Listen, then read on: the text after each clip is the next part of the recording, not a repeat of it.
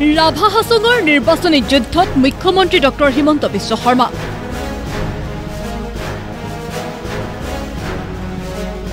ৰাভা হাছঙত উৰিব বিজেপি মিত্ৰজোঁটৰ বিজয় নিশান। এখনো আসন লাভ নকৰে কংগ্ৰেছে। দুধনৈ আৰু বকোত দুখনকৈ নিৰ্বাচনী প্ৰচাৰ সভাত অংশ লৈ এই দাবী কৰিলে মুখ্যমন্ত্ৰী ডক্টৰ হিমন্ত বিশ্ব শৰ্মাই।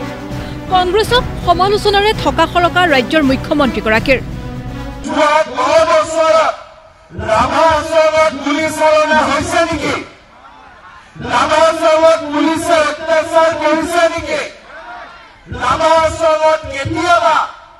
অশান্তিৰ পৰিৱেশ সৃষ্টি হৈছে নেকি?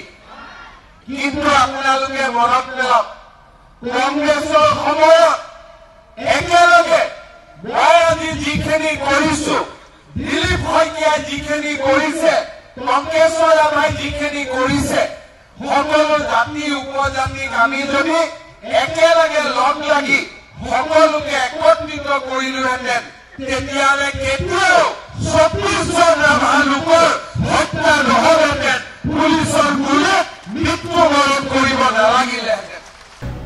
ৰাভা হাছঙক সাংবিধানিক স্বীকৃতি দিয়াৰ প্ৰতিশ্ৰুতি মুখ্যমন্ত্ৰীৰ। জনজাতীয় লোকৰ হাতত ভূমিৰ অধিকাৰ থকাৰ ক্ষেত্ৰত কাম কৰি যোৱাৰ হুংকাৰ হিমন্ত বিশ্ব শৰ্মাৰ। গোৱালপাৰা জিলাৰ ৰাইজৰ বাবে যথেষ্টখিনি সমস্যা আছে।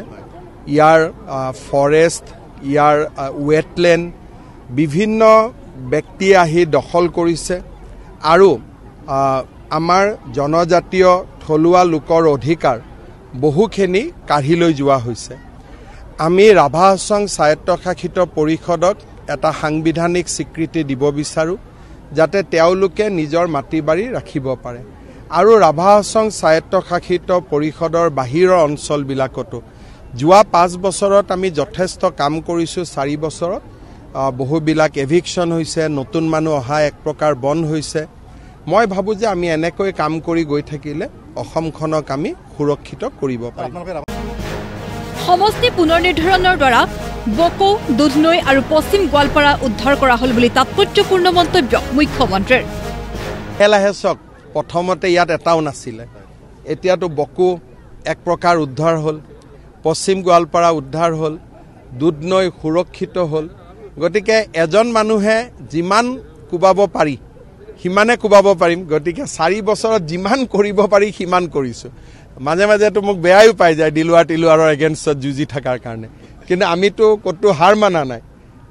য'তে ক'ৰবাত দিলুৱাৰ পাইছোঁ, ক'ৰবাত কিবা পাইছোঁ, যোনে বেয়া কাম কৰিছে সমালোচনাৰ মাজতো আমি আমাৰ কাম কৰি গৈ আছোঁ।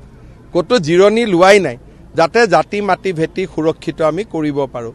কিন্তু এইটো ঠিক, আজি আমাৰ বাবে আটাইতকৈ আনন্দিতৰ কথা যে অসমৰ ইছলাম ধৰ্মী সমাজখনেও আজি বিজেপিক বুজি পাইছে।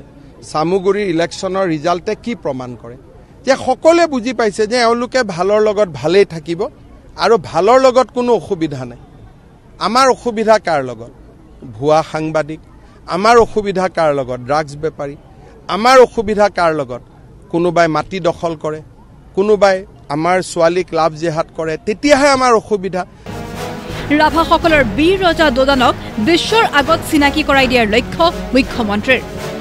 মই আশা কৰোঁ যেনেকৈ আমি লাচিত বৰফুকনক বিশ্ব মঞ্চলৈ লৈ গৈছোঁ, তেনেকে আমাৰ দিনতে ৰজা দোদানক অকল মাত্ৰ ধুবুৰী আৰু শদিয়া নহয়, আমি নতুন দিল্লীলৈও আমি ভাৰতবৰ্ষৰ চুকে কোণে লৈ যোৱাৰ বাবেও আমি আমাৰ কাম আমি হাতত ল'ম।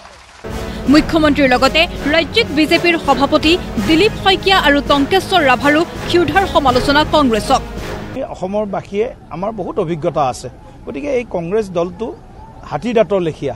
খোৱা দাঁত দুটা, দাঁত ভিতৰত বেলেগ আৰু দেখুওৱা দাঁত দুটা বেলেগ।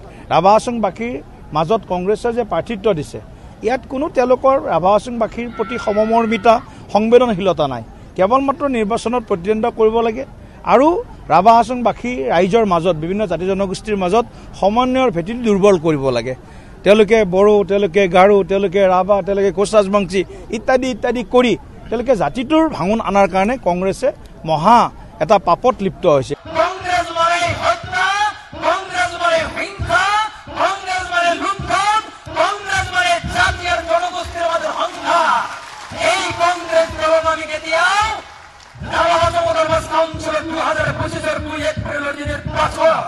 এই নিৰ্বাচন আমি কেতিয়াও তেওঁলোকক আমি ভোট নিদিওঁ আমি কেৱল ভোট দিম নিৰ্বাচন আৰু পদুম ফুলৰ ছবিত ৰায় নিৰ্বাচন আৰু পদুম ফুলৰ ছবিত ভোট দিম আমি আৰু কংগ্ৰেছ আমি শিকাই দিম তেওঁলোকে কৰি ফুলৰ প্ৰতিদান ভুগিব লাগিব আহি থকা 25টা বছৰলৈকে ৰাভা হাছং মটৰবাছ কাউন্সিল এলেকাৰ পৰা আমি কংগ্ৰেছক বিদায় দিম ৰাভা হাছঙৰ নিৰ্বাচনক লৈ শাসক পক্ষৰ আগ্ৰাহী স্থিতিৰ বিপৰীতে উদাসীন কংগ্ৰেছ তথা আন বিৰোধী দল ৰাভা হাছঙত ভেটি মজবুত কৰি ৰাখিবলৈ বদ্ধপৰিকৰ গেৰুৱা শিবিৰ এই পৰিষদীয় নিৰ্বাচনৰ পৰাই এক প্ৰকাৰ 2026ৰ বিধানসভালৈ ৰাভা হাছং এলেকাত ৰণকৌশল প্ৰস্তুত কৰিছে শাসকীয় মিত্ৰজোঁটে ব্যুৰ' ৰিপৰ্ট প্ৰতিদিন টাইম